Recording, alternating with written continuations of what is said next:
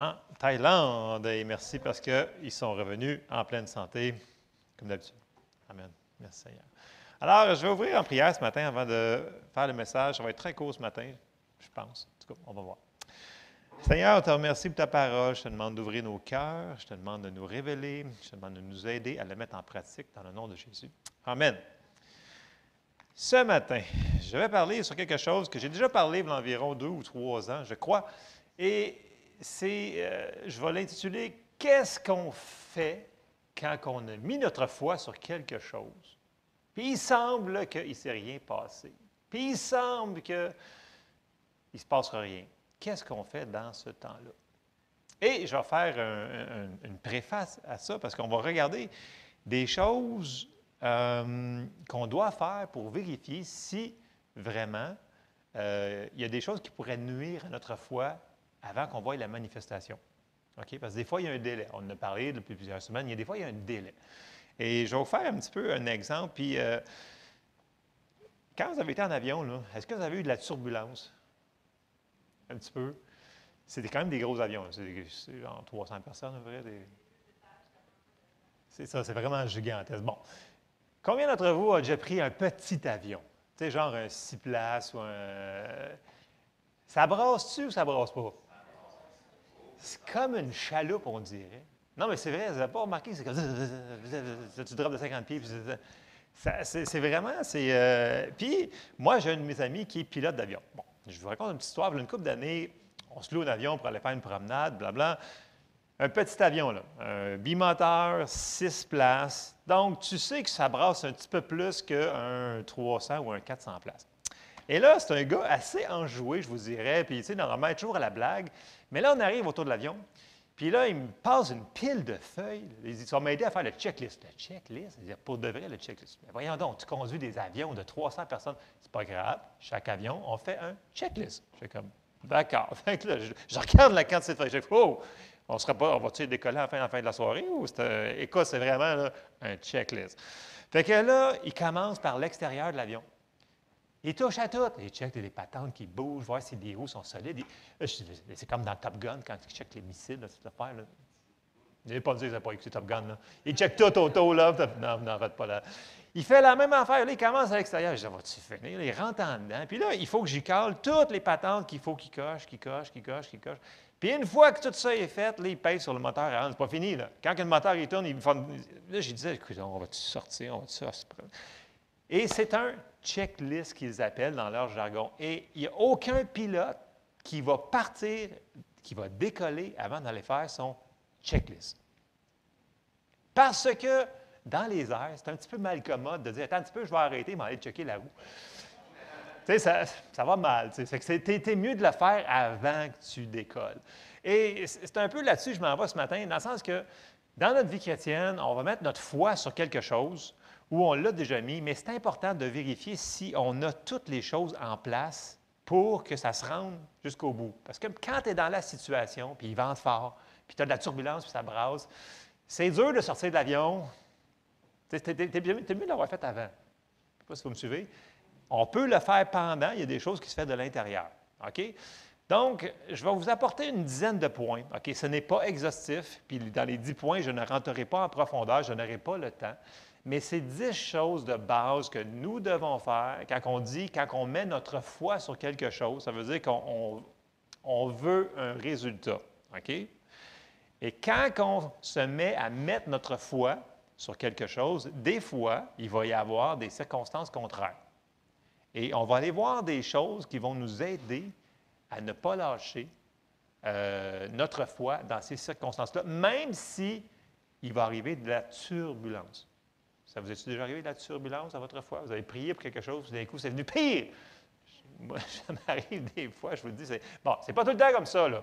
Mais il faut quand même être prêt à faire face à peu importe ce qui est en avant. Puis, souvenez-vous, là, on n'est jamais tout seul là-dedans. Dieu est avec nous autres pour nous aider, pour que notre foi fonctionne au travers jusqu'à l'accomplissement de la promesse. Amen? Alors, je vais commencer ce matin, donc, je vais aller assez vite parce que, comme je vous dis, je ne fais pas de la mécanique ce matin. Là, on fait un checklist. Donc, on y va en surface. Mais c'est quand même des choses très importantes. Première étape dans la liste de vérification, je vous dirais, ne sont pas en ordre. Il y en a qui vont suivre, il y en a qui ne suivront pas, mais ne laissez pas ça être trop simple. On a besoin de ça pour soutenir notre foi dans ce qu'on vit. Première étape, j'ai marqué reconnaître la source de l'opposition. OK? Donc, s'il y a de la turbulence, c'est sûrement pas Dieu qui te l'a envoyé. Donc, on se souvient toujours que Dieu est pour nous, il n'est pas contre nous. OK? Première affaire à faire, c'est se souvenir que Dieu est avec nous, puis reconnaître que s'il y a de l'opposition, ce n'est pas Dieu. Donc, je vais faire un ou deux passages par point. Là. Donc, suivez-moi. Premier passage, Jean 10. Donald l'a fait tantôt. Il fait tout le temps ça. Il me fait des passages comme ça, juste pour... Donc, Jean 10, il dit ça dit quoi? Le voleur ne vient que pour dérober, égorger et détruire. Moi, je suis venu afin que les brebis aient la vie et qu'elles soient dans l'abondance. Je suis le bon berger. Le bon berger donne sa vie pour ses brebis. Ici, on voit vraiment l'antipode. Là. Qui c'est qui est venu pour voler? Le diable. Qui c'est qui est venu pour détruire, égorger? C'est le diable. Qui c'est qui amène la turbulence?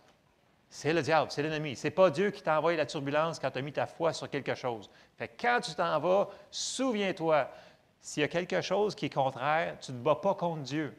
Sinon, tu es tout souvent d'arrêter tout de suite. Ça ne marcherait pas. Si on se bat contre quelqu'un, contre quelque chose qui amène des choses. Donc, c'est super important de reconnaître la source de l'opposition. Ne jamais oublier que ce n'est pas Dieu qui est la source de nos problèmes. C'est lui qui est la solution. Amen. Donc, première étape. Deuxième étape, soyons sûrs qu'on se tient sur des promesses qui couvrent la situation que l'on croit Dieu. Dans le sens que, y a-t-il des versets pour soutenir ce que tu as mis ta foi dessus? Donc, sur quoi que tu t'appuies? Tu t'appuies-tu sur une espérance quelconque? Il n'y a aucune promesse que Dieu y aurait pu te dire. Donc, ça, il faut être précis, puis je le répète. Plus qu'on veut de précision, il faut éviter la présomption. Puis il faut être précis dans ce qu'on demande. Dans le sens que Romains 10, 17 nous dit quoi? La foi vient de ce qu'on entend de la parole de Dieu. Donc, si on n'a pas de verset, puis on se tient, puis on demande à Dieu quelque chose, puis tu n'as aucun verset dans la Bible pour soutenir ce que tu mets ta foi dessus, bien, tu ne peux pas avoir la foi. Ce n'est pas la foi. C'est une espérance quelconque. Vous me suivez? Il faut avoir un verset pour se tenir dessus. Donc, soyons sûrs que quand on marche, on a mis notre foi sur quelque chose, soyons sûrs qu'on ait des versets qui soutiennent ça. Vous me suivez? C'est super important. Ça semble banal, là, mais des fois, il y a des gens qui vont me dire « Ouais, moi, j'ai cru Dieu pour telle affaire. » Je dis « Mais sur quoi tu te tiens pour avoir ça? Il n'y a aucun passage qui dit ça. Ouais, mais tu sais, ça me tenterait vraiment. » Ouais, mais même si ça te tente, ça ne change pas qu'il faut se fier au manuel d'utilisation. OK? Le checklist, il est là-dedans. Il faut que ce soit dans la Bible. Sinon, il n'y aura pas de soutien pour notre foi. Ça, c'est la deuxième étape. Troisième étape. Vous allez l'aimer beaucoup, celle-là. Soyons sûrs que l'on ne vit pas dans le péché.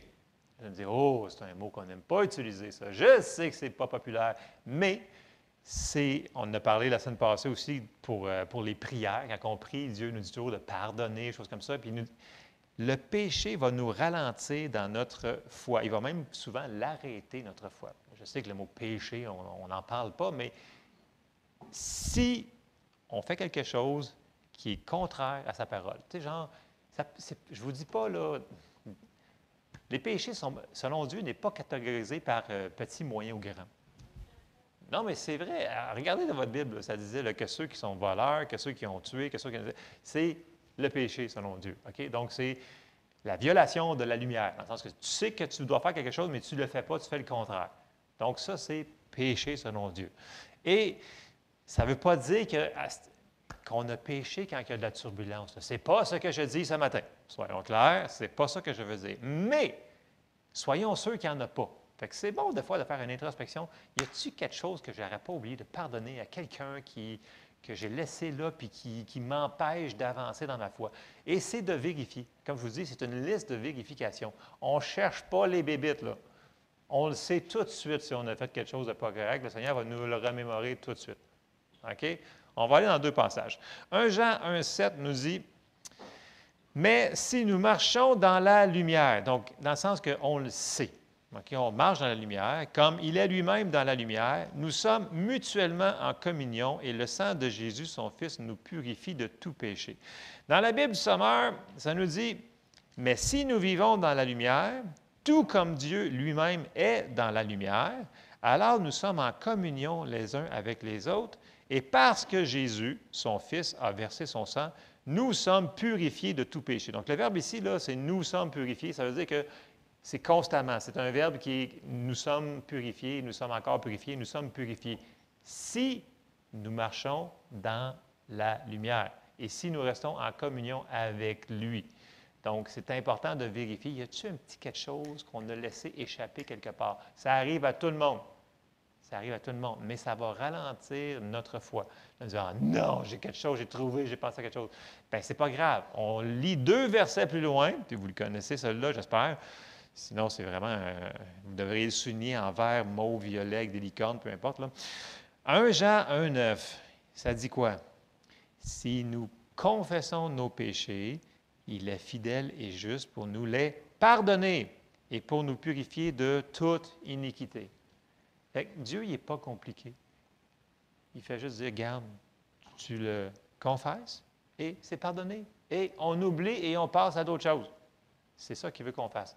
On ne se condamne pas, on ne reste pas à terre, on avance.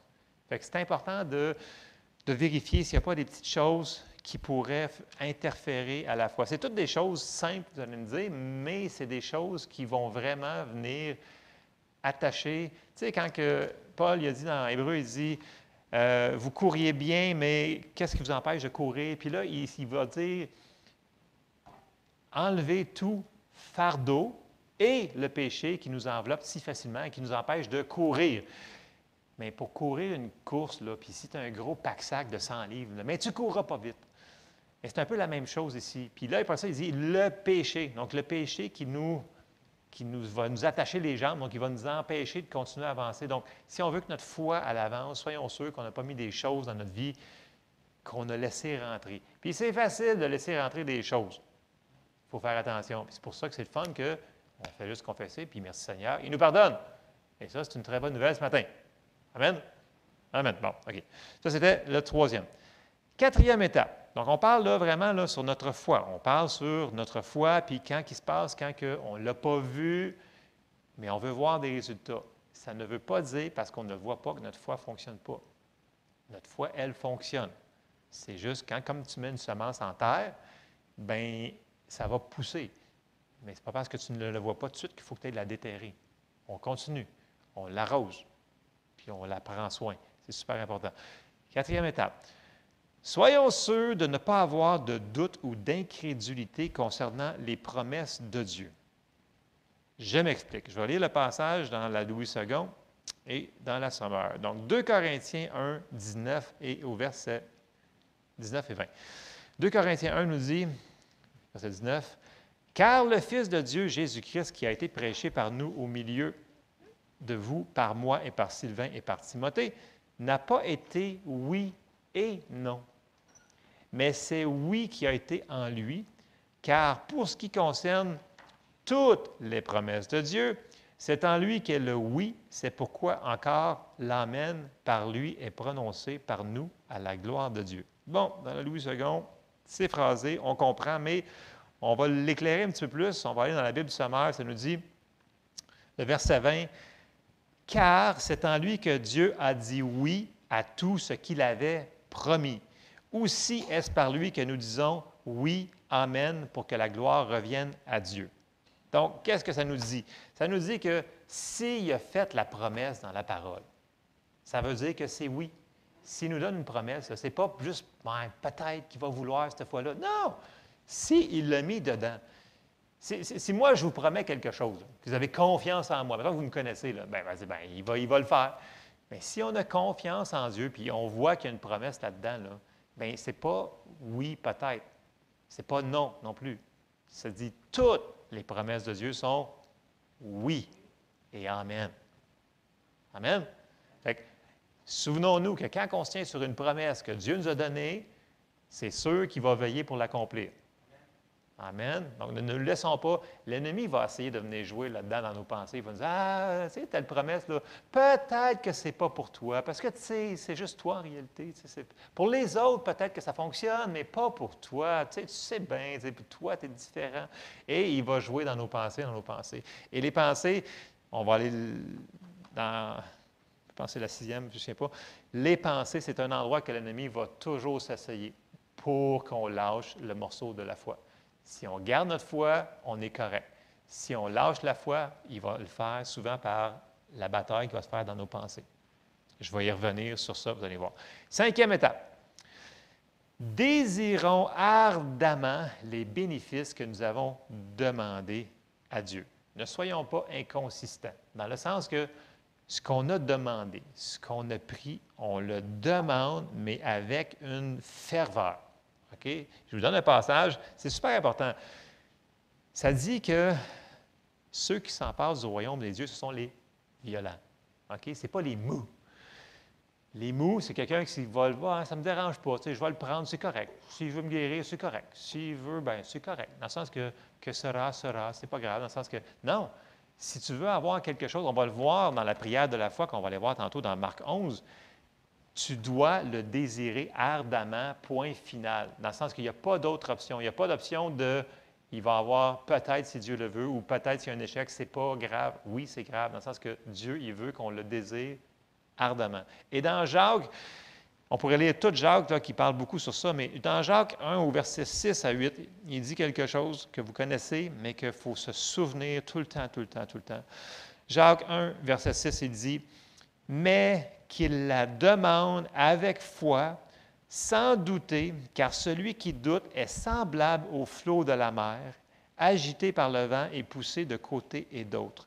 Qu'un tel homme ne s'imagine pas qu'il recevra quelque chose du Seigneur.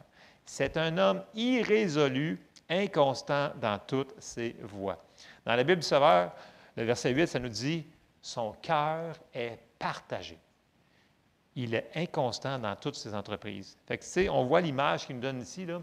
Si tu n'es pas constant, dans le sens que tu dis, ben oui, c'est correct, puis là, ben oui, c'est pas correct, puis là, dans le sens que tu vas être emporté par les vagues, puis tu n'iras nulle part. On va être comme un bateau, pas de moteur, pas de voile, puis on reste sur place. Donc, la foi, elle n'avancera pas. Jacques, il dit, il faut qu'on la demande avec foi, mais sans avoir de l'inconstance, pas avoir un cœur partagé. Dans le sens, ce qu'on demande, quand on le prend par la foi, on le reçoit et c'est fini, on le prie. Amen. C'est important d'être agressif. Il faut être agressif dans les choses.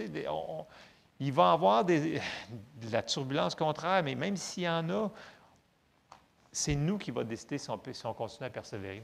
L'ennemi ne peut pas nous empêcher d'avoir notre victoire. Ce n'est pas lui qui peut. Il va faire tout pour nous faire lâcher le morceau. Mais c'est nous qui va décider si on continue. Si on continue, on va se rendre vers la victoire. Si on arrête de marcher, c'est là qu'on perd. Et c'est le truc original, classique, c'est de nous faire dire « Ah non, non, ça ne fonctionne pas, fait que je vais arrêter. » Peu importe, à cause qu'il y a eu un délai, à cause qu'il y a eu quelque chose, il faut persévérer. Amen. 6e étape. Demandons à Dieu dans la foi, sans hésitation, croyant que ce que nous avons demandé nous appartient déjà. Bon, là, je vous amène dans la prière de la foi. Ces disciples, ils ont demandé, parce que là, Jésus a parlé aux figuiers, puis là, il leur explique que ce qu'il a fait là, il l'a fait par la foi. Puis il leur explique sur la puissance de leur parole, et etc. Puis là, il leur montre comment prier pour voir des choses arriver. Et on arrive dans Marc 11 et au verset 22, que vous connaissez très bien. Encore une fois, verset 22, ça nous dit « Jésus prit la parole et leur dit « Ayez foi en Dieu » ou « Ayez la foi de Dieu », peu importe votre traduction que ça dit. « Je vous le dis en vérité, si quelqu'un dit à cette montagne « Ôte-toi de là et jette-toi dans la mer », et s'il ne doute point en son cœur, mais croit que ce qu'il dit arrive, il le verra s'accomplir.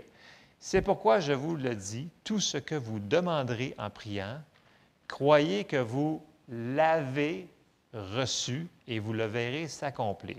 Bon, plusieurs choses ici, là.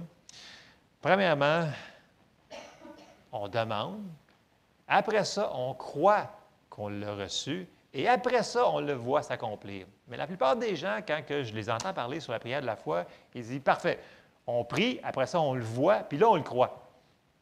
C'est pas ça qu'il a dit. Il a dit, on prie, on le demande, on croit qu'on l'a reçu, après ça, on le voit manifester. Vous me suivez là-dedans? OK. C'est comme ça que ça fonctionne, la prière de la foi. Autre chose, quand on voit ici, là, croyez que vous l'avez reçu au verset 24, là, le mot utilisé ici, c'est très précis. Dans le grec, c'est lambano. Traduit là, dans certaines Bibles, là, vous allez le voir, c'est peut-être un petit peu plus fort. Quand il dit croyez que vous l'avez reçu, là, c'est le mot là, croyez que vous l'avez pris avec force, croyez que vous l'avez saisi, croyez que vous l'avez réclamé, croyez que vous l'avez procuré. C'est ce qui est traduit. Le même mot traduit quasiment partout ailleurs, au lieu de recevoir, c'est traduit prendre. C'est traduit saisir, réclamer, se procurer. Donc, la prière de la foi, ce n'est pas passif, dans le sens que tu vas dire, OK, parfait, je l'ai reçu, on l'a dans notre cœur. OK? Ce n'est pas dans notre tête. Et on va faire la différence tantôt aussi entre la foi qui vient, j'appelle ça la foi mentale, ce n'est pas dans notre tête, il faut que ça vienne de notre cœur. Donc, on le sait qu'on l'a reçu. Et quand on sait qu'on l'a reçu, comme si je vous pose la question ce matin, est-ce que vous êtes sauvés? Il y en a quelqu'un qui sont sauvés ce matin. Bon, c'est bon. On va faire tantôt un appel pour les autres qui ne sont pas sauvés. Quand je vous dis ça, là, vous le savez où? Ce n'est pas dans votre tête que vous le savez, c'est dans notre cœur. Et c'est la même chose quand on prie pour quelque chose. Tu le sais que tu l'as reçu, et là, tu vas être bombardé dans ta tête par l'ennemi pour te dire, non, non, non, tu ne l'as pas reçu. Bien voyons, non, tu le vois bien, regarde, tu ne l'as pas reçu. Regarde, tu sens encore, tu as encore mal, tu as encore ci, tu as encore ça, tu as encore le paiement sur la table. C'est ça, la foi. La foi va croire qu'elle l'a reçu avant de le voir se manifester. Donc, la foi, il faut qu'elle soit violente, que c'est agressif. Elle le prend. Et il faut être sûr qu'on prie comme ça quand on fait la prière de la foi. Il y a différents types de prières. Je sais que les gens ont souvent me répété, écoutez, mettez ça en perspective. Là. Si on met le message de la semaine passée, là, prier jusqu'à la persévérance, à l'accomplissement des promesses. Il y a différents types de prières. OK? Bon, quand on va faire la parenthèse, les gens disent, ouais, mais pourquoi que Jésus a prié 3 fois dans le jardin? Il a prié 3 fois. Mais ce n'était pas une prière, Seigneur, je te demande. Il a demandé, Seigneur, si c'est ta volonté qu'il en soit fait. C'était une prière de consécration. C'était différent. Il n'y a pas dans d'autres endroits vraiment qu'on voit Jésus qui va prier puis qui va dire, ah Seigneur, puis 4 fois, 3 fois, 10 fois. Non. C'était one shot, slack, puis c'était fait. Là, dans le jardin, c'était différent. Il savait ce qui allait se passer, puis c'était énorme. Puis là, il dit, Seigneur, s'il y a un autre moyen que ça, fais que ta coupe. Mais il dit, si c'est ta volonté, je vais le faire. Donc, la prière de consécration n'est complètement différente que la prière de la foi. La prière de la foi, elle sait, elle a un passage pour se tenir dessus, elle a quelque chose à se tenir dessus, et elle sait que Dieu, il veut lui donner. OK? Donc, c'est vraiment une prière différente de la prière de consécration. Voilà. Je n'irai pas plus loin sur celle-là. 7e étape. Et là, on embarque dans les pensées qui est super importante parce que tout va passer par là. La bataille, souvent, est gagnée et perdue par ce qu'on va penser ou ce qu'on va laisser rentrer dans nos pensées. Et là, on a un travail à faire. Ne tolérons pas pour un instant une pensée contraire que ce n'est pas pour nous, qu'on n'y arrivera pas, que ça ne finira pas, qu'il n'y aura pas de résultat. Ça, c'est une pensée qu'il faut qu'on rejette. Et je vous apporte dans 2 passages. Le premier passage, c'est dans... Puis, je me souviens Kenneth Hagin qui n'arrêtait pas de dire, bien, il y avait une citation qui disait souvent, il dit, « Pensez des pensées de foi et parler des paroles de foi va sortir le cœur de la défaite vers la victoire. » Puis il répétait souvent, souvent, souvent, dans le sens que si tu te mets à penser que non, ça, c'est pas pour moi, puis je ne l'aurai pas moi, parce que moi, je suis juste un pauvre de petit moi, chose comme ça, tu vas commencer à caler. Tu es en train de couler ta foi. Puis, si tu vas dire tout le temps, « Ah non, ça n'arrivera pas pour moi », au lieu de dire, de confesser la parole, parce qu'on l'a vu dans Marc 11, 22 à 24, il faut aussi le dire. Okay? Il faut relâcher notre foi par nos paroles. Comme quand on était sauvé, on l'a confessé.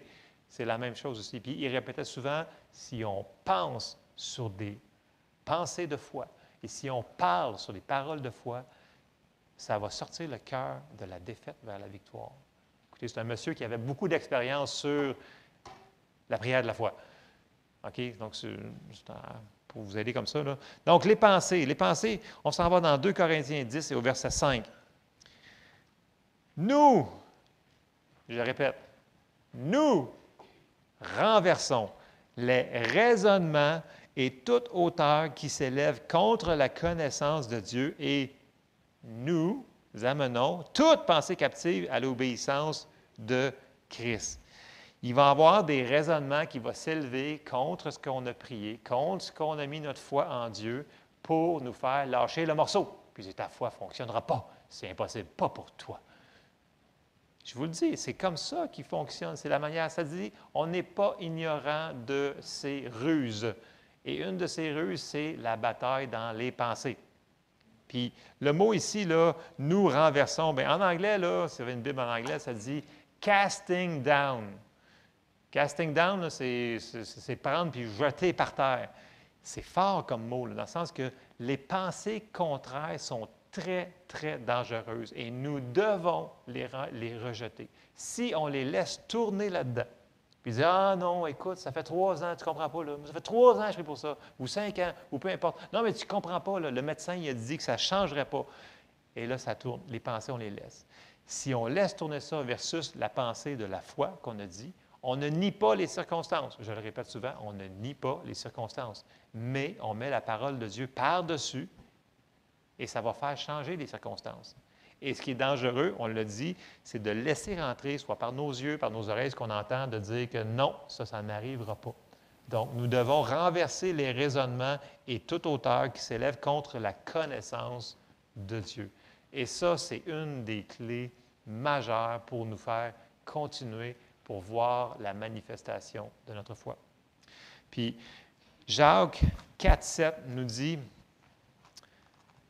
Soumettez-vous donc à Dieu, résistez le diable, et il fuira loin de vous. » Mais une des manières de résister le diable, c'est résister les pensées qui nous amènent. Je ne sais pas si vous réalisez, mais il y a des pensées qui sont de nous autres, mais il y a des pensées qu'on va penser qui ne sont pas de nous. Il y a des pensées qui sont inspirées, mais qui ne sont pas inspirées de nous. On nous dit « Ah non, pour de vrai. » Oui, pour de vrai, de vrai, de vrai. Il y a un monde spirituel qu'on vit dedans. Et ce monde spirituel-là, on est à contre-courant du monde. Je ne sais pas si vous avez remarqué, là, mais juste, moi, je regarde juste ce qui se passe à la télévision depuis 5 ans. Là. Écoutez, est-ce qu'on aurait vu ça il y a 25 ans? Ça n'aurait jamais passé. Mais petit peu par petit peu, ils en ont rajouté. Ah, bien, on va l'accepter. Petit peu par petit peu, ils en ont rajouté. Ah, bien, c'est correct. Bah, c'est pas si pire que ça. Finalement, la longueur de la jupe était là, mais là, il est rendu ici. Finalement, bien, tout ce qui est LGBT plus Q, je ne sais plus trop toutes les lettres, là, la patente, c'est rendu, bien non, il faut qu'il y en ait dans ton émission, sinon c'est pas correct. Et là, il commence par l'avoir à l'usure, parce qu'il veut nous faire penser que tout ça, c'est correct. C'est correct, pas grave, il faut l'accepter. Voyons donc, Dieu a prêché l'acceptance. Dieu n'a pas prêché l'acceptance. Jésus est venu quoi? Il est venu nous dire quoi? Repentez-vous. Ce n'est pas l'acceptance pantoute. Si on pense, quand on met notre foi sur quelque chose, là, puis qu'on se met à croire puis à ne pas lâcher le morceau, là, on vient de dire qu'on va nager à contre-courant de tout ce qui est alentour de nous autres. Je vous le dis tout de suite, c'est la vérité, c'est comme ça que ça fonctionne. Et si nous autres, on décide de laisser rentrer ces pensées-là et de ne pas les rejeter, bien, les pensées vont finir par descendre et ça va tuer notre foi.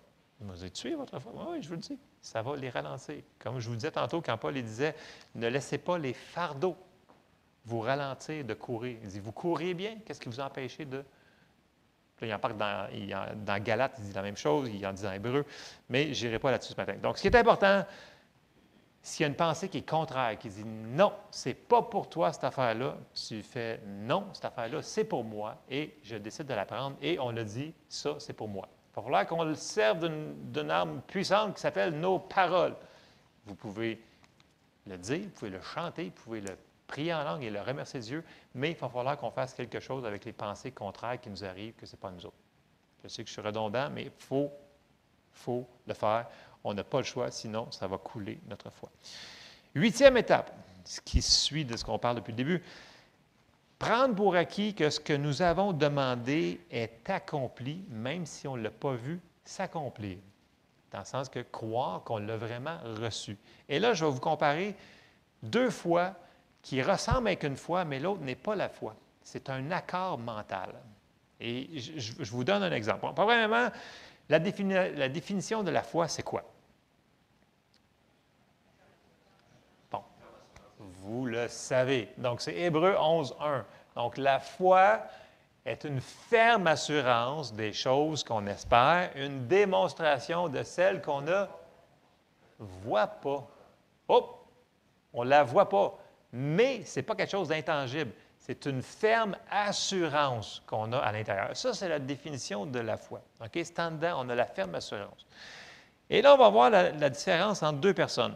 On va comparer Abraham et Thomas. OK? Bon. Quand que Jésus est ressuscité, Thomas il a dit à moins que je voie, je ne croirai pas. Point final, parlez-moi en plus, c'est ça. À moins que je voie. Puis même, il a rajouté à moins que je touche en plus. Je ne croirai pas.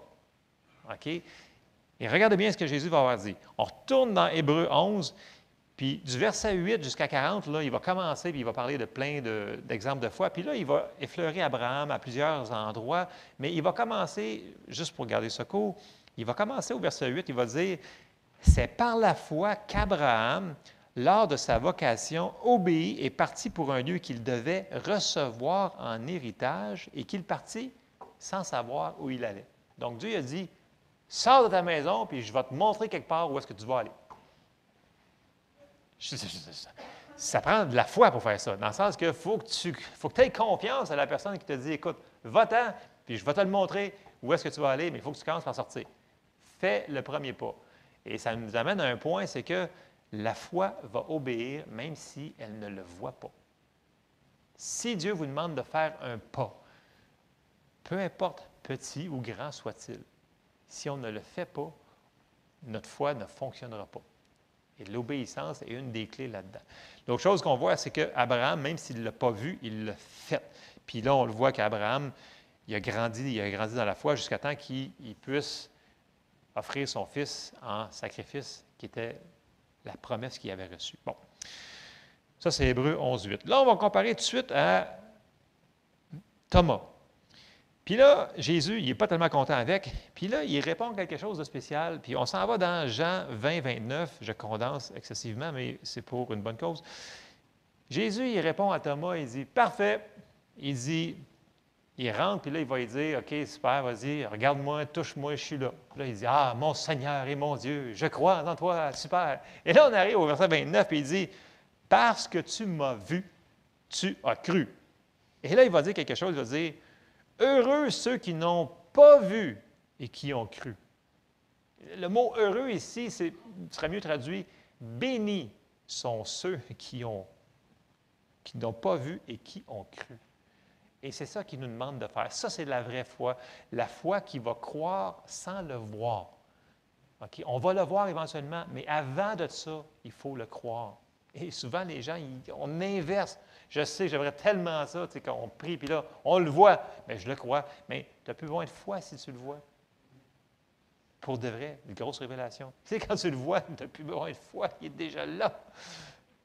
En tout cas, je me comprends.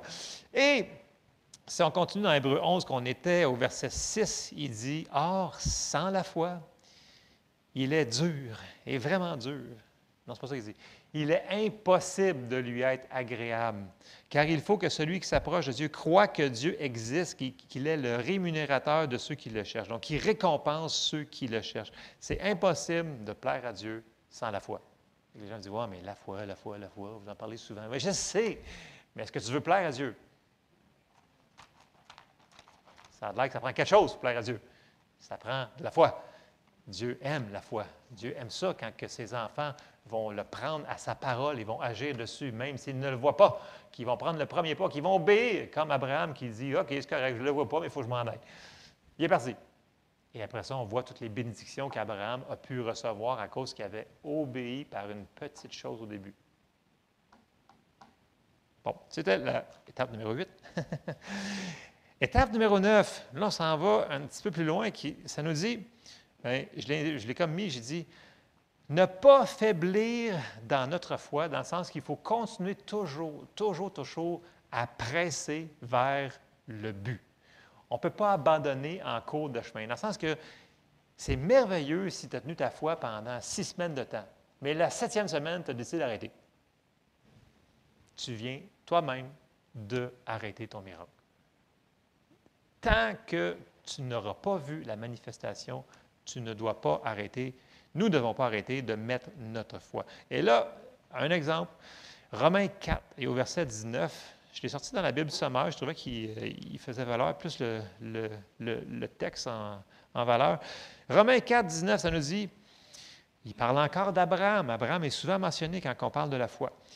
Bien qu'il considéra son corps qui était comme mort, il avait presque 100 ans, et celui de Sarah qui ne pouvait plus donner la vie, sa foi ne faiblit pas. Dans le sens que même si dans le naturel, ça disait non, c'est non, c'est non. C'est non. Le docteur, il a dit non. Il a été voir le médecin, il a dit non, vous autres, à votre âge, vous n'avez pas d'enfant, c'est fini. Lui, il a dit non. Il dit, je ne considère pas ça. Donc, sa foi n'a pas faibli, même s'il y a eu un rapport extérieur qui disait le contraire. Et on doit faire la même chose. Il nous a donné comme exemple. Verset 20. Au contraire, loin de mettre en doute la promesse et de refuser de croire. Les gens me disent souvent, ouais, mais croire, je ne suis pas capable. Non, croire, c'est une décision. Les gens, je sais, qui n'aiment pas ça, disent, non, je ne peux pas croire. Oui, on peut croire. Est-ce qu'on va décider de croire? Et c'est là qui change tout. Au contraire, loin de mettre en doute la promesse et de refuser de croire, il trouva sa force dans la foi en reconnaissant la grandeur de Dieu et en étant absolument persuadé que Dieu est capable d'accomplir ce qu'il a promis. On l'a vu tantôt, s'il l'a promis, c'est parce qu'il veut l'accomplir. Et il ne faut pas lâcher. Donc ça, juste ce passage-là là, devrait être souligné en vert, mauve, bleu, rouge dans votre Bible. C'est super important.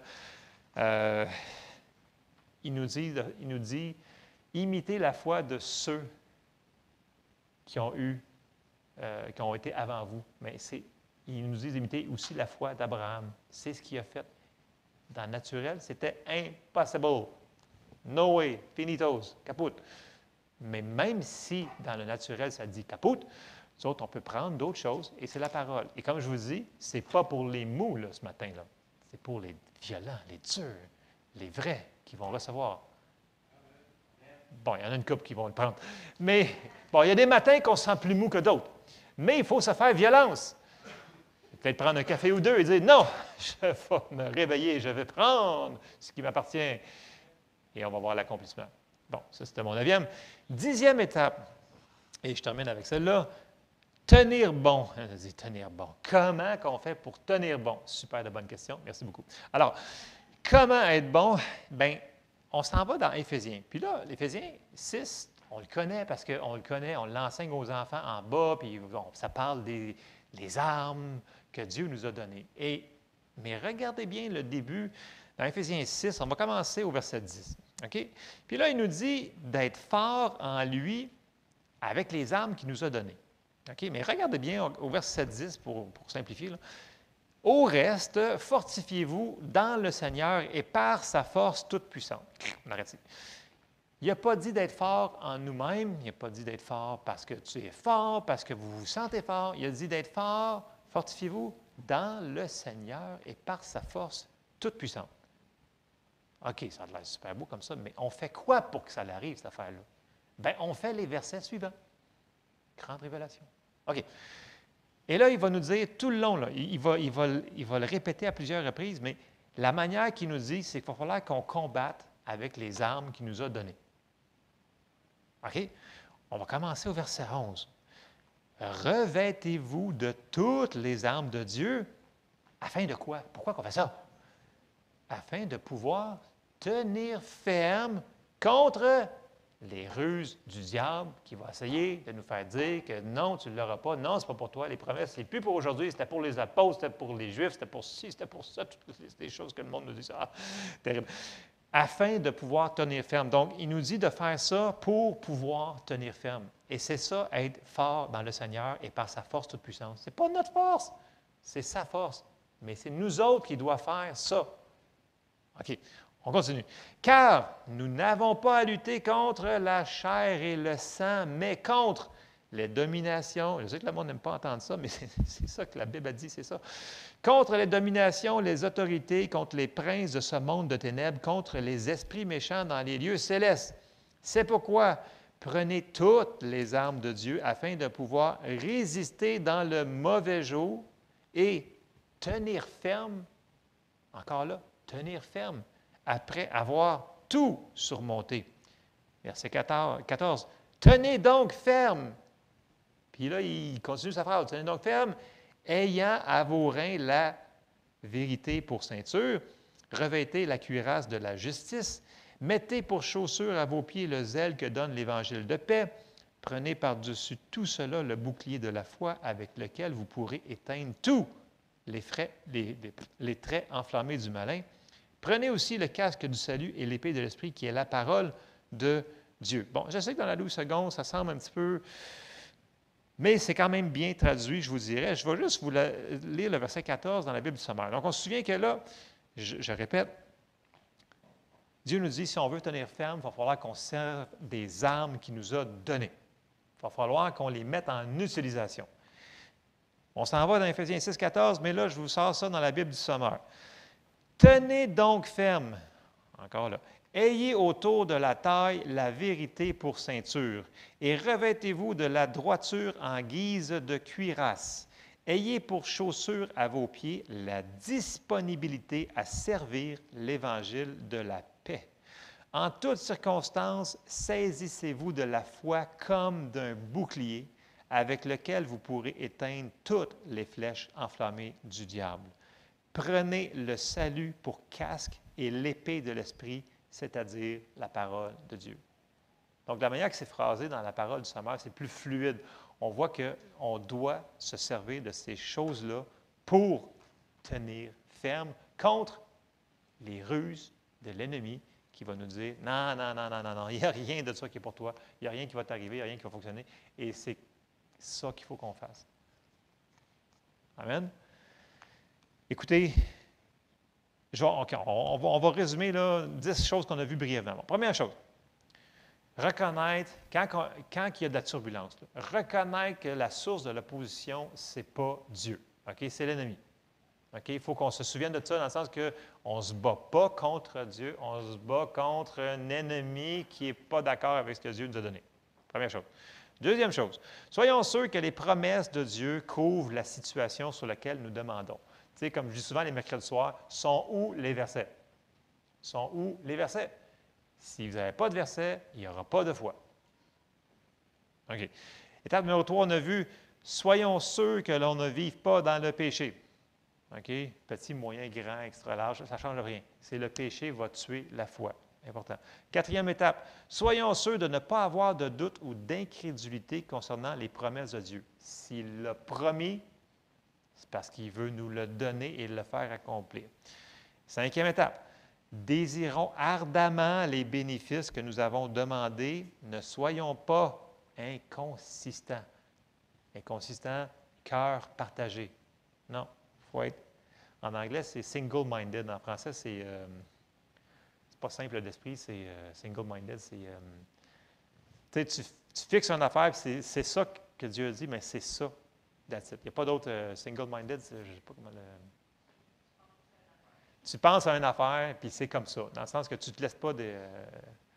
ça, c'est ce que j'avais pour la cinquième étape. Sixième étape, demandons à Dieu dans la foi, donc on a vu la prière de la foi, sans hésitation, croyons que ce que nous avons demandé nous appartient déjà avant qu'on le voie. Et non l'inverse.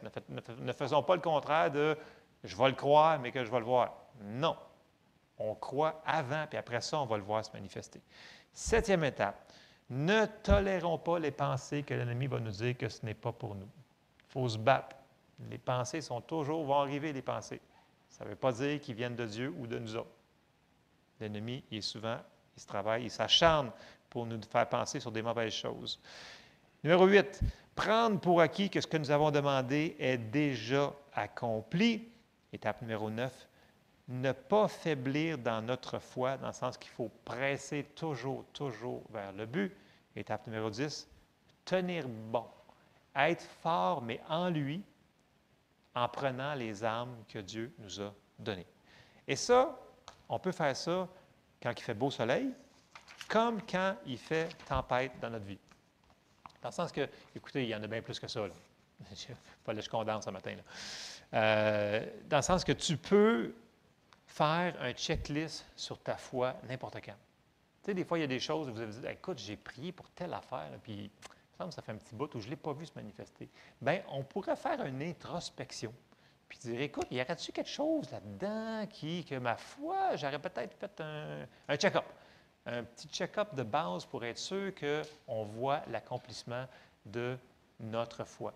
Parce qu'on veut voir les choses se manifester, right? Puis, s'il y a des choses là-dedans, s'il n'y aurait pas... OK. Savez-vous que, tu sais, on a parlé la semaine passée, là, Jésus nous a dit « Que ta volonté soit faite sur la terre comme au ciel. » Puis là, on a dit qu'au ciel, il n'y a pas d'interférence. Zéro. Puis on a dit « Pourquoi? » Parce que Dieu est en contrôle de tout au ciel. Tout. Mais ici, il y a quelqu'un qui vient faire de l'interférence. Et c'est notre ennemi et tous ses petits amis qui veulent nous interférer, qui ne veulent pas qu'on ait la victoire. Tu sais, la première chose que Dieu ne veut pas, là, c'est premièrement, c'est comme ça a été annoncé, la parole avec Caroline a dit, la première chose, c'est qu'il ne veut pas qu'on soit sauvé. Donc, la première affaire qui va venir voler, c'est la parole sur le salut. Mais une fois que tu es sauvé, là-bas, eux autres, ils ont un combat. C'est pour ça qu'ils laissent des équipes en arrière pour implanter des pasteurs et des gens pour aider les gens là-bas à grandir dans leur salut. Ils mettent des équipes en place pour les soutenir. Parce que tu ne peux pas rester toujours un bébé chrétien puis avoir des victoires. Dieu va venir aider les bébés chrétiens dans leur foi, mais il nous demande de faire des choses. Et ça prend de l'outillage pour pouvoir arriver à nos fins. Et c'est ça que Dieu veut. Dieu veut une Église qui est mature, qui marche dans les dons, dans les opérations, et il veut qu'on marche dans la victoire. Mais pour ça, il va falloir que notre foi fonctionne à 100 qu'il n'y ait pas des choses, du sable dans l'engrenage que je pourrais appeler. Et c'est souvent les petites choses qu'on dit « Ah non, ça c'est simple. » C'est souvent les petites choses qui vont faire gruger les grandes victoires. Et c'est le message que j'ai pour vous ce matin. On se lève ensemble. Donc, il y en a peut-être parmi vous qui disent « Ah, moi, ça va bien, le soleil, il est beau soleil chez nous, j'ai rien, parfait, tant mieux. » Vous pouvez faire un checklist pareil, prier pour vos frères, vos sœurs, que peut-être eux autres, ça vende plus dans leur vie. Ça nous dit « Prions les uns pour les autres. » Il y en a qui vivent des choses qui sont moins faciles présentement. Et ça prend notre foi pour les aider aussi. OK? Donc, c'est important. Moi, je regarde une caractéristique des gens qui sont matures et je regarde les gens qui viennent d'être sauvés, là, qui sont nouveaux chrétiens, puis c'est toujours moi, puis ils parlent de moi, puis moi ce que je vis, puis moi ce que je fais ci, puis hey, tu vas-tu m'aider pour moi. Et je regarde des gens qui sont plus matures dans le Seigneur, puis sont comme, hey, qu'est-ce que je pourrais faire pour t'aider en passant? Est-ce qu'on peut. Ils pensent à d'autres choses qu'eux autres. Ils ont les mêmes situations à vivre que nous autres. Ils vivent les mêmes choses dans le même monde avec les mêmes personnes fatigantes autour d'eux autres qui vont les fatiguer. Mais ils apprennent à aider les autres. Et ça, c'est une caractéristique des personnes matures. Et c'est ce que Dieu il veut. Il veut que l'Église soit mature et qu'elle grandisse. Pour faire ça, il va falloir qu'on s'entraide les uns les autres. Et c'est une de mes prières que je prie souvent pour l'Église, c'est Seigneur, qu'on puisse grandir ensemble et qu'on puisse s'aider ensemble. Qu'on puisse avoir une unité d'esprit, oui, dans la louange, mais oui, dans toutes les autres choses. Oui, dans la prière, mais oui aussi, si on voit un besoin, qu'on puisse aider les personnes dans leur foi, dans leur temps de difficulté. Et ça, c'est tout biblique. Et je termine sur ça ce matin. Seigneur, on te remercie, Seigneur, parce que tu nous as donné des promesses qui sont oui et amen. Seigneur, aide-nous à ne pas lâcher notre foi malgré les turbulences qui arrivent dans notre vie. Et je te demande de fortifier chaque personne qui est ici ce matin, Seigneur. Donne-leur de l'encouragement, Seigneur. Envoie-leur de l'aide sur leur chemin, Seigneur. Et je te demande qu'ils puissent continuer à marcher, Seigneur, avec vigueur et qu'ils puissent voir, Seigneur, l'accomplissement de ce que tu leur as promis, de ce qu'ils ont mis leur foi dessus, Seigneur. Je te prie dans le nom de Jésus. Amen. Alors, soyez bénis. Mettez ça en application, s'il vous plaît.